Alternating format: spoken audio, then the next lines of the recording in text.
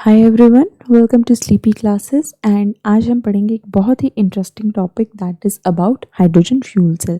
सो hydrogen fuel cell जो है आपने अभी काफ़ी बार सुना होगा न्यूज़ में या कहीं पे, ठीक है। हाइड्रोजन फ्यूल सेल को लेके काफ़ी ज़्यादा हाइप है एंड सो बहुत कुछ है, ठीक है। तो आज के हम लेक्चर में हम डिस्कस करेंगे कि हाइड्रोजन फ्यूल सेल आखिर में है क्या, क्या इसके एडवांटेजेस हैं, कहाँ ये यूज़ हो सकता है, क्या इस और कैसे ये यूज़ हो सकता है। तो चलिए let's get into the lecture. So first of all हम समझेंगे अबाउट हाइड्रोजन फ्यूल सेल कि हाइड्रोजन फ्यूल सेल है क्या। So hydrogen fuel cell basically hydrogen क्या होता है, ये क्लीन फ्यूल होता है। और जब हम इसको कंज्यूम करते हैं फ्यूल सेल में, ठीक है, जब भी हम हाइड्रोजन को फ्यूल सेल में डालते हैं, फ्यूल सेल में बेसिकली क्या होता है, हमारे इलेक्ट्रोड्स होते हैं, एनोड होता है, एक कैथोड होता है, देन हमारे आयंस जो है वहाँ पे डिसोसिएट होते हैं, केमिकल रिएक्शन होता है, ठीक है, एंड साथ में हमें कुछ उसमें प्रोडक्ट्स मिलते हैं। सो क्या होता है, हाइड्रोजन क्या है, जब भी हाइड्रोजन को हम कंज्यूम करता है कोई फ्यूल सेल तो उसका प्रोडक्ट क्या निकलता है, सिर्फ और सिर्फ वाटर, ठीक है। सो वो क्या निकालता है, इट प्रोड्यूसेस ओनली वाटर। अब जो हाइड्रोजन सेल है वो काम क्या करता है, it converts chemical energy stored bye hydrogen fuel into electricity, ठीक है। बाय प्रोडक्ट तो निकल गया वाटर, ठीक है, लेकिन इसका मेन काम क्या है कि ये क्या करता है, केमिकल एनर्जी को क्या कर देता है, कन्वर्ट कर देता है इनटू इलेक्ट्रिसिटी और into electrical energy. And electrical energy को हम आगे फर्दर काफ़ी ज़्यादा जगहों पे जो है वो यूज़ कर सकते हैं, ठीक है। अब हाइड्रोजन जो है वो नेचुरली तो पाया नहीं जाता है, ठीक है, ऐसा कोई खुले में तो पाया नहीं जाता है।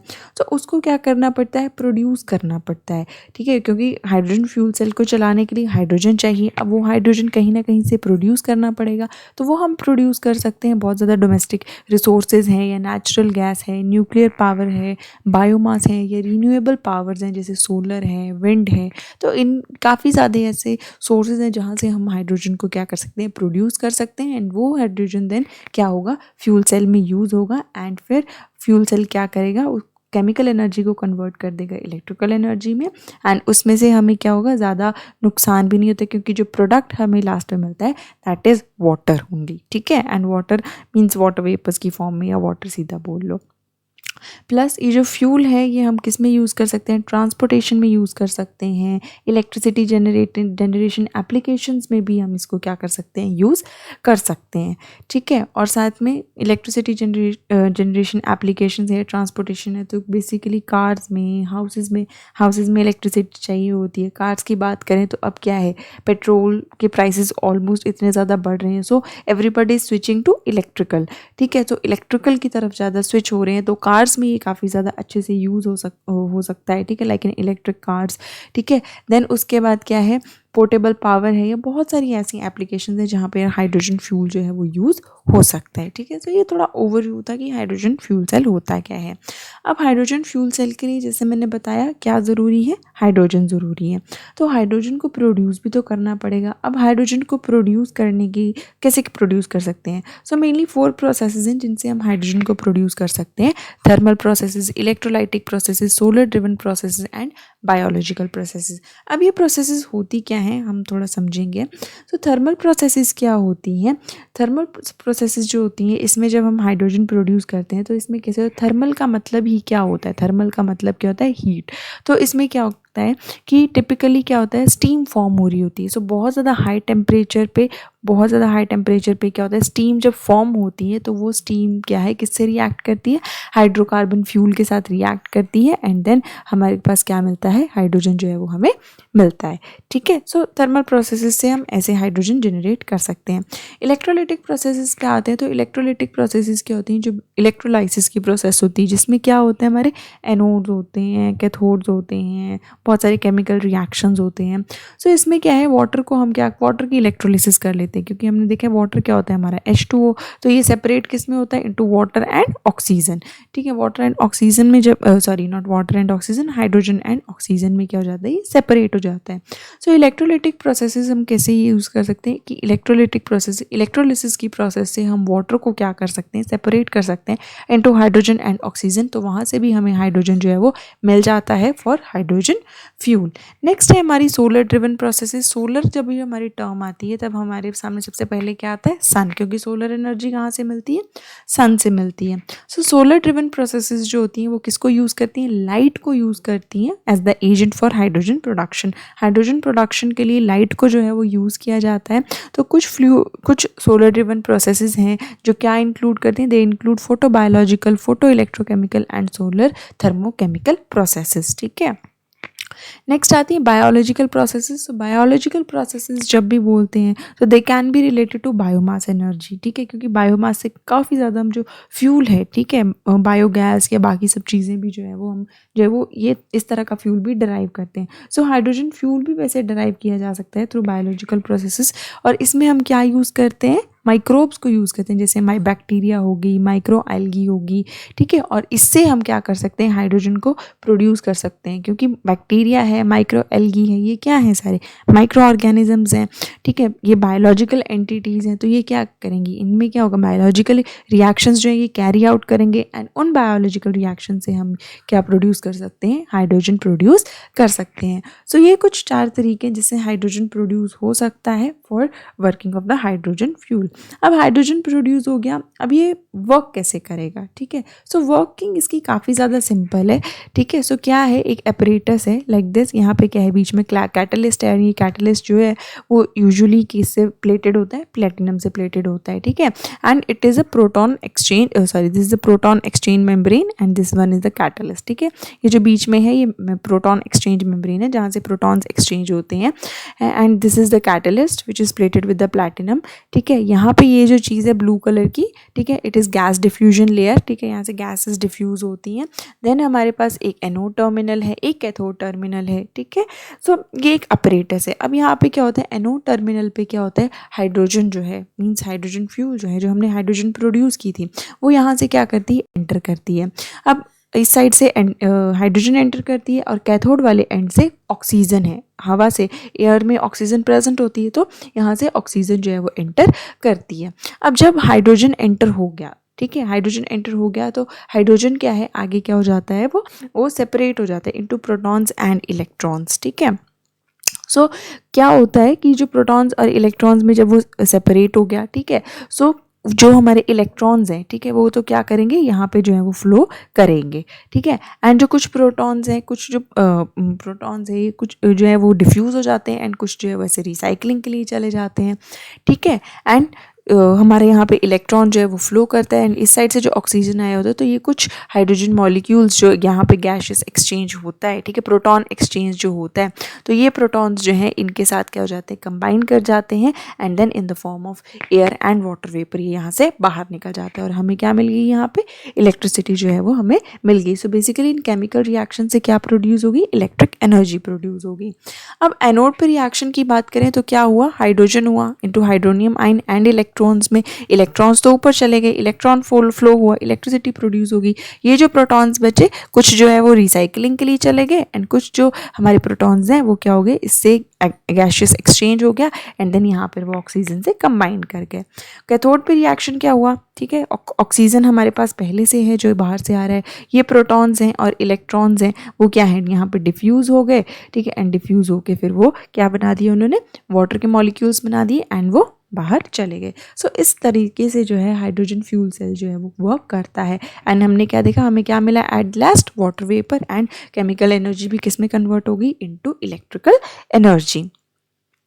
अब आते हैं कि पहले ही बहुत सारे डिवाइसेस हैं जो इलेक्ट्रिसिटी प्रोड्यूस कर सकते हैं। ठीक है, तो हम एक और टाइप क्यों चूज़ करें, ठीक है, लाइक हमारे हम हाइड्रो पावर प्लांट से हम इलेक्ट्रिसिटी प्रोड्यूस कर सकते हैं, सोलर पावर प्लांट्स आजकल यूज़ हो रहे हैं। सो बहुत सारे ऐसे रिसोर्सेज हैं जहाँ से हम इलेक्ट्रिसिटी प्रोड्यूस कर सकते हैं, लेकिन फिर भी हम हाइड्रोजन को जो है वो क्यों कंसीडर करें। सो इसके कुछ रीजंस हैं। सबसे पहले कि जो फ्यूल सेल्स होते हैं वो पॉल्यूटेंट को एमिट नहीं करते हैं, मीन्स कोई पॉल्यूशन नहीं होता है, ना कोई टॉक्सिन्स को एमिट करते हैं। ठीक है, और वो काफ़ी ऐसे एरियाज़ में यूज़ हो सकते हैं जहाँ पे जो ह्यूमन हेल्थ है वो काफ़ी ज़्यादा डिटोरिएट हो रही है या ख़राब हो रही है। So it is completely safe, क्योंकि प्रोडक्ट प्रोडक्ट क्या निकल रहा है, एट द एंड वाटर ही निकल रहा है। सो वाटर तो कोई हार्म कॉज करता नहीं है, ठीक है। सो कोई ऐसे पॉल्यूटेंट्स नहीं है, कोई ऐसे टॉक्सिन्स नहीं है जिससे ह्यूमन हेल्थ जो है या फिर हमारे जितने भी लिविंग ऑर्गेनिजम्स है उनको कोई जो है वो हार्मफुल इफेक्ट जो है वो हो, ठीक है। So it is one of the reason, means it is eco friendly.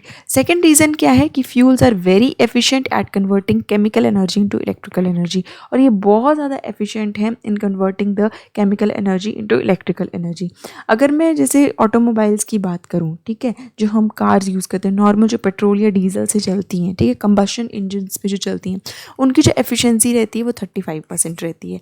लेकिन अगर हम हाइड्रोजन फ्यूल यूज़ करते हैं तो उनकी एफिशिएंसी कितनी है, 40 to 50% एफिशिएंट जो है वो रहते हैं, ठीक है। So this is also one of the reason कि फ्यूल सेल्स जो है, जो हाइड्रोजन फ्यूल सेल्स को जो है वो हमें कंसीडर करना चाहिए।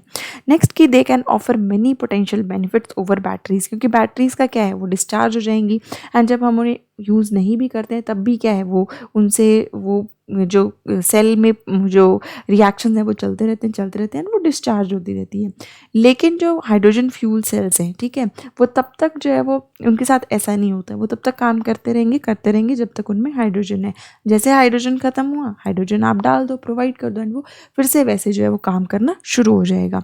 सो एक ये पोटेंशियल बेनिफिट है जो फ्यूल सेल्स प्रोवाइड कर सकते हैं। लास्ट कि fuel cell performance remains the same as long as there is hydrogen in the fuel tank, और इसकी परफॉर्मेंस एग्जैक्टली वैसी ही रहती है, ठीक है, जब तक हाइड्रोजन फ्यूल है। बैटरीज के साथ ये प्रॉब्लम है कि एक बार उनकी जो है वो जब उनकी बैटरी डिस्चार्ज होने लग जाती है तो उनकी कंडीशन ख़राब होती जाती है, ठीक है, मीन्स वो धीरे काम करना शुरू कर देते हैं।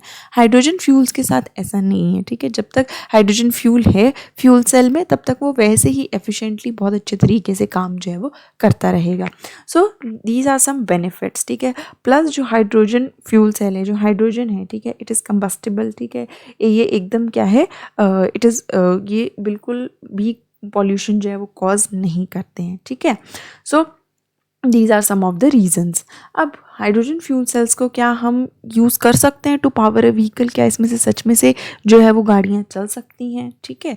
सो हाइड्रोजन फ्यूल सेल्स जो है वो कहीं पे किसी भी डिवाइस में यूज़ हो जाएंगे जो क्या यूज़ करता है, इलेक्ट्रिसिटी यूज़ करता है। तो जितने भी डिवाइसेस हमारे इलेक्ट्रिसिटी यूज़ करते हैं वहाँ उनको हम रिप्लेस कर सकते हैं वाया हाइड्रोजन फ्यूल सेल्स। अब नॉर्मल होता क्या है कि जो हमारे रेगुलर ऑटोमोबाइल्स होती हैं, ठीक है, जो रेगुलर गाड़ियाँ होती हैं जो भी हम यूज़ करते हैं व्हीकल, ठीक है, उनमें क्या है, कंबस्शन इंजन है। तो कंबस्शन इंजन है तो जब उनमें कंबस्शन होता है तो एनर्जी फ्लो कैसे होता है, केमिकल एनर्जी से पहले थर्मल एनर्जी होती है एंड देन थर्मल से मैकेनिकल एनर्जी कन्वर्ट होती हैं। हाइड्रोजन फ्यूल सेल्स जो है वो कैसे काम करते हैं, अगर हम उनको हाइड्रोजन से के साथ अगर हम हाइड्रोजन अगर उनको पावर करेगा, ठीक है, ऑटोमोबाइल्स को, तब उनमें रिएक्शन क्या होता है कि केमिकल एनर्जी किस में कन्वर्ट हो रही है, इलेक्ट्रिकल एनर्जी में, एंड देन वो इलेक्ट्रिकल एनर्जी कन्वर्ट हो रही है into mechanical energy. So we can very well use it to power a vehicle, ठीक है, हम उसको व्हीकल को पावर करने के लिए भी यूज़ कर सकते हैं। एंड नाउ डेज जैसे कि मैंने बोला पेट्रोल एंड डीजल के प्राइसेस क्या हैं, एकदम शूट अप कर रहे हैं। So everybody is switching towards the electric, ठीक है, इलेक्ट्रिक ऑटोमोबाइल्स की तरफ स्विच करें। सो हाइड्रोजन फ्यूल जो है वो बहुत ही एक काफ़ी अच्छे से जो है वो प्रोवाइड हो सकता है, ठीक है, काफ़ी अच्छे से यूज़ हो सकता है in the automobile industry. Next, अब आजकल के ज़माने में प्रेजेंटली क्या हाइड्रोजन फ्यूल सेल्स यूज़ होते हैं, कहाँ यूज़ होते हैं। सो काफ़ी ज़्यादा यूजेस हैं, जैसे जो भी हमारे सेल फोन्स हैं, लैपटॉप कंप्यूटर्स हैं, इलेक्ट्रिक व्हीकल्स हैं, ठीक है, जो पैसेंजर्स हैं कार से बसेस में जा रहे हैं, स्टेशनरी पावर है, ठीक है, ऑफिस बिल्डिंग्स के लिए, हॉस्पिटल्स या बाकी जितने कमर्शियल एंड इंस्टीट्यूशनल फैसिलिटीज़, तो ये इन सबको क्या चाहिए, चलने के लिए क्या चाहिए, इलेक्ट्रिसिटी चाहिए। एंड क्या कर सकता है हमारा जो फ्यूल सेल है वो क्या करता है, केमिकल एनर्जी को किस में कन्वर्ट करता है, इलेक्ट्रिकल एनर्जी में कन्वर्ट करता है, तो हम यहाँ पे यूज़ करते हैं। नेक्स्ट है रिमोट प्लेसेस पे where access to conventional power supply is limited और इम्पॉसिबल। अब जैसे इंडिया में कई ऐसे रिमोट विलेजेस हैं जो शहर से बहुत ज़्यादा दूर हैं और वहाँ तक बिजली जो है पहुँचना ऑलमोस्ट इम्पॉसिबल है, तो वहाँ पर भी हम हाइड्रोजन फ्यूल्स जो है वो यूज़ कर सकते हैं, ठीक है, एंड यूज़ कर सकते हैं एंड इलेक्ट्रिसिटी जो है वो वहाँ पर भी क्या है प्रोवाइड की जा सकती है। लास्ट क्या है, they are also use above the, जैसे स्पेस शटल्स में इसको यूज़ किया जा सकता है, एंड ओशन सर्विस जैसे सबमरीन्स, ठीक है, जो यूजुअली पानी के अंदर जाती हैं, ठीक है, उनमें भी जो है हाइड्रोजन फ्यूल सेल्स का यूज़ जो है वो किया जाता है या आगे फर्दर इनका यूज़ जो है वो क्या हो रहा है, इंक्रीज़ हो रहा है। So this was all about today's lecture and I hope आपने इन्जॉय किया होगा। हम जल्दी मिलेंगे नेक्स्ट लेक्चर में ऐसे ही इंटरेस्टिंग टॉपिक के साथ। तब तक के लिए stay safe, take care and bye bye.